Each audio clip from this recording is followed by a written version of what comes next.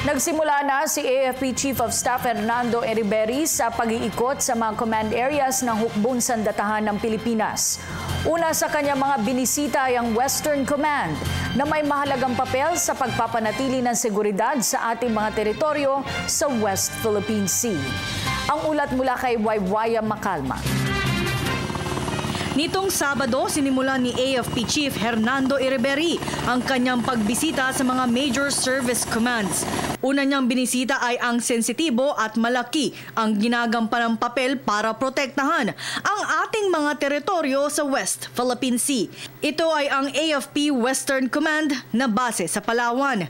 Dito ay binigyan siya ng kabuuang estado ng seguridad sa mga teritoryong sakop ng ating bansa.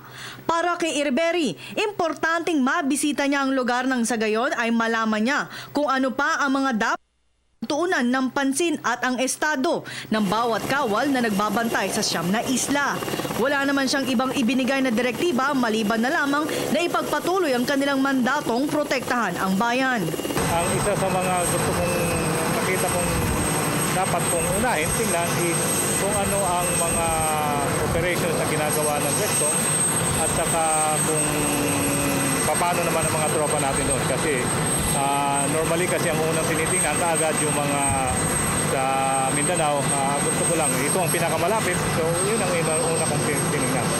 Iginiit na opisyal na isa lamang itong tradisyon ng isang bagong talagang opisyal na bisitahin ang mga major service commands. Kasama na rito ang pagbibigay ng mga update patungkol sa kabuuang seguridad ng bawat sangay ng AFP sa bansa. It is a customary visit. Ito ay pagbibisita bilang bagong chief of staff.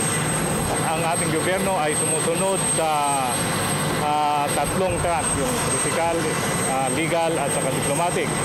We will continue with our mandate to protect our people and the state. Yun ang aking.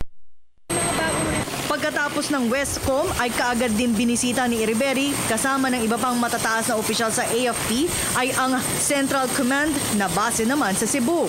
Sa Luzon naman ay kanyang binisita ang AFP Northern Luzon Command at susunod na kanyang bibisitahin ay ang AFP Western Mindanao Command na base sa Zamboanga City. Para sa Telebisyon ng Bayan, ako si Waywaya Macalma.